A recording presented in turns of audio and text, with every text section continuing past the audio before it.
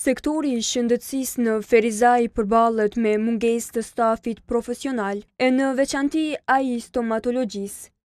Aktualisht në këtë komunë janë të angazhuar vetëm 15 stomatolog, numër ky që sipas drejtorit të shëndetësisë në këtë komunë nuk i mbulon nevojat e qytetarëve. Qytetin tonë kemi organizuar 24 orë edhe realisht duhen 4 stomatolog për të mbuluar mas paku 24 orë shërbimin e stomatologjisë. Ke parasysh edhe 4 qendat ka 2 stomatolog, kështu që na jesin vetëm 3 stomatolog për të mbuluar që më fyt. Emini ka akuzuar Ministrinë e Financave për bllokimin e një marrëveshje gati të arritur me Ministrinë e Shëndetësisë për shtimin e stafit me 62 punonjësve.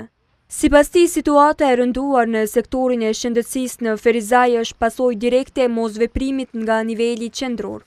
I kemi argumentuar me 9 faqe dhe përmes email-it kemi dërguar Ministrisë përkatëse, si dhe deputetëve të gjitha partijeve, të gjitha subjekte që vinë nga Ferizaj Parlamentin e Kosovës, them të drejtën nuk kemi gjetur konsenzus. Në vitin e kaluar ne kemi pasur një bisedim edhe me ministrin, zëvendësministrin, edhe një farë mënyrë kemi arritur të një konkludim për shtimin e stafit për qytetin tonë për 62 vet.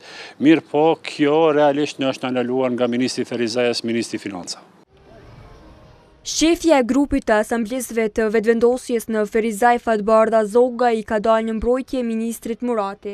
Ajo ka kritikuar pushtetin lokal duke thënë se ata vazhdimisht ja adresojnë fajin veçanërisht ministrit Hekuran Murati, vetëm se ai është nga ky qytet. Nuk mujnë mu bë ndryshime veç pse është Ferizajli, kur ajo është e përcaktuar me një formulë për të gjitha komunat, që nuk e kemi përcaktuar, ne e kemi gjetë të tillë. Koha ka kërkuar përgjigjen nga Ministria e Financave dhe ajo shëndetësisë lidhur me këtë çështje. Mirë po, pavarësisht kërkesës së dërguar që nga Hana deri në momentin e transmetimit të storjes, përgjigje nuk kanë kthyer. Drejtuesit e komunës së Ferizajt kanë thënë se ata kanë kërkuar nga niveli qendror që t'u lejohet shtimi 100 punonjësve në sektorin shëndetësor.